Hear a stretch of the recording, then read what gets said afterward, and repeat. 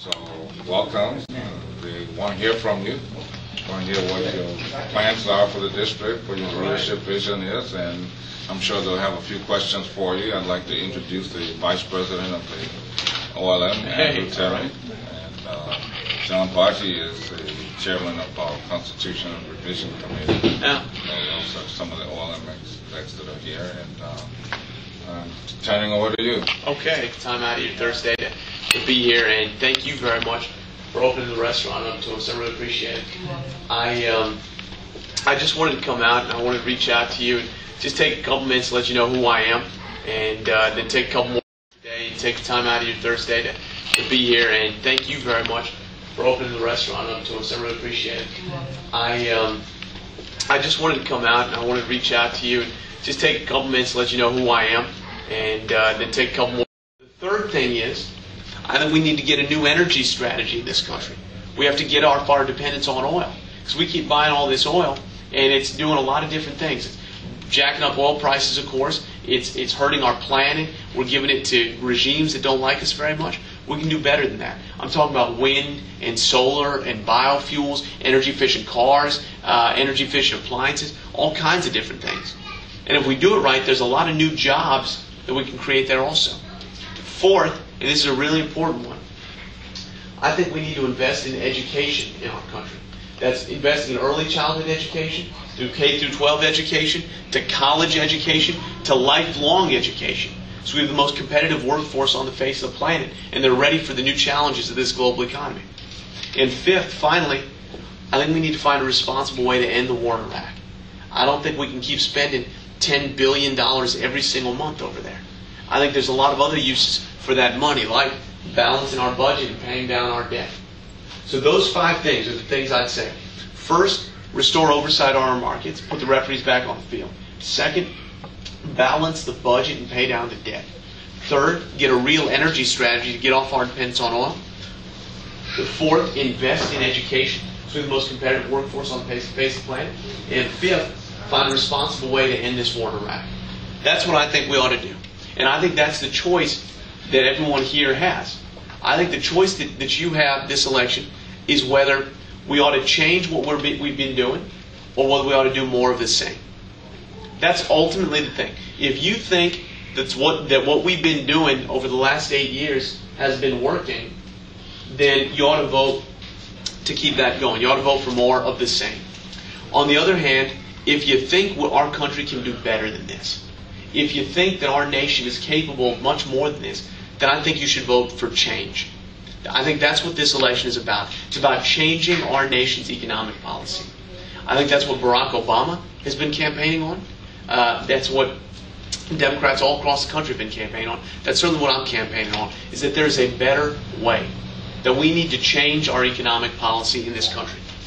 I want to say a few words about issues that I think, at least, that I think affect the Liberian community. And I'll preface this by saying, I don't claim to be an expert on issues affecting you. I'm not. I want this to be the beginning of a relationship where we continue to work together over a number of years. And it's a back and forth, a give and take.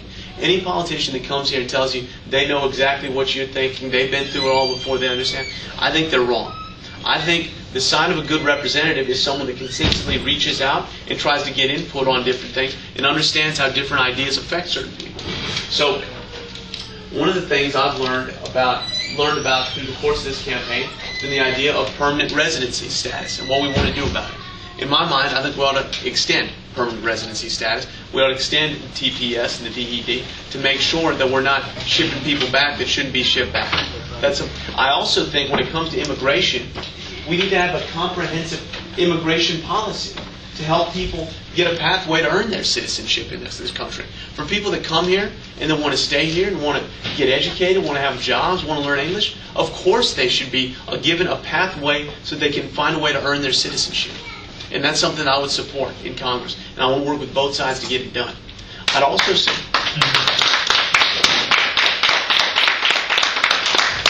the other thing I'd say is I want to make sure, actually that's been a practice of mine throughout the campaign. I give it to, I know what you're saying. The point you're making is politicians come around election time, Right. then you don't see them for another 2 years. The reason I know what you're saying is because it's happened to me too. I'm not a politician. This is my first time ever running for office.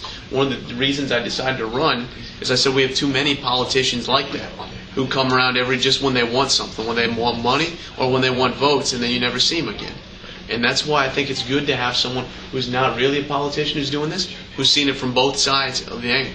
So to get to your question, how do you know that you'll have access? Ultimately, you got to look someone in the eye and you got to make a decision about whether you trust them or not. Because I can tell you anything, and any politician can tell you anything. So you got to make a decision whether you trust someone. Things I would say are this: one, I'd be happy to give my cell phone number out and to exchange numbers that way. So because it's important not just that you can get a hold of me, but that I can get a hold of you too. Because if issues come up that involve the Liberian community, I'm going to need expertise on it, and I want to know what people are thinking. I want to be able to get a hold of you quickly. The second thing is, I think you can know because I'm not a politician. This is not my background. I'm doing this because I love this country and because I got frustrated with that kind of politics. So those would be the two things I'd say about it. Thank you. So we got a question. Comment, please. My question, I listened to you carefully as you explained. My comment is two things. One is, we notice that all of the leaders in the constituency where we live have less Liberian, sometimes no Liberian on the office staff, whether in Minnesota or outside Minnesota. There where the Somalis have, I went to all of the offices, whether the senator or representative.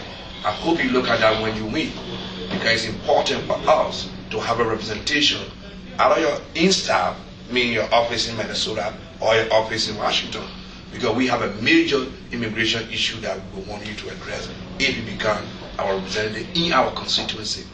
The next issue is the issue of healthcare. As we come, we bring our parents here, and many of them are in their old age. The issue of the leadership of this the constituency addressing their needs vis-a-vis their children who have academic background, who cannot get a job because they have no American education, or those who are American education but quote-unquote underperform, when in fact their bosses are the one who underperforming. We understand. So these are issues that are Liberian issues that when we will ask you, because we know that every 2 years there's a cycle that come around. So this is a comment, it's not a question. You can look at it, and I hope you remember the Liberian community in that direction. Of course, and I just want to make one comment on the first thing you said. I think that's great. I would love to have interns in my office from the Liberian community. Absolutely, and I hope you would, or even staffers. I would hope you would encourage people to apply, and I'll tell you why. Because it's important that we get people involved from all different backgrounds in our government. In order to make people's voices heard, it's more than voting, it's more than writing checks, it's getting people involved. And I really hope that as we work together, that you develop enough trust in me that you would be willing to put up some of your smart, educated youngsters and tell them, hey, apply for a job here. And we can have people in the office. And I think if you do that, then it's more of a direct connection also in the office. It goes back to the question that that he was raising a little bit earlier. And also, I'd feel good about it because I'd like the idea of getting different communities involved in a more direct way. So I appreciate your comment. Thank you. All right. Do we have one more question? Come closer. Mine is, I got one question, but I want to make a comment. During this campaign, you met with us one time. That was Copper and I, and since then we haven't seen you. I know you've been a lot busy, but I had thought that there would have been a lot more connection going forward. And I'm hoping that at least as we leave from here today, you're not going to disappear again, because by the time you are saying disappear since we last saw you, so I hope you're not going to disappear this time around. But my question is, how is the negativity of this campaign? How are you enjoying it? I'm not. It's true. There's been too much of it, and I don't like it. I mean, I just try to keep talking what I think people want to see is they want to see what we're going to do for this country and how we're going to move the country forward. They don't want to see us going after each other. And so I don't like it one bit. I just keep trying to talk about the economy and about what we're going to do for our country, because that's what the people I'm talking to every day, they don't want to see us battering each other. They want to see what we're going to do for this economy. So that's what I keep trying to talk about.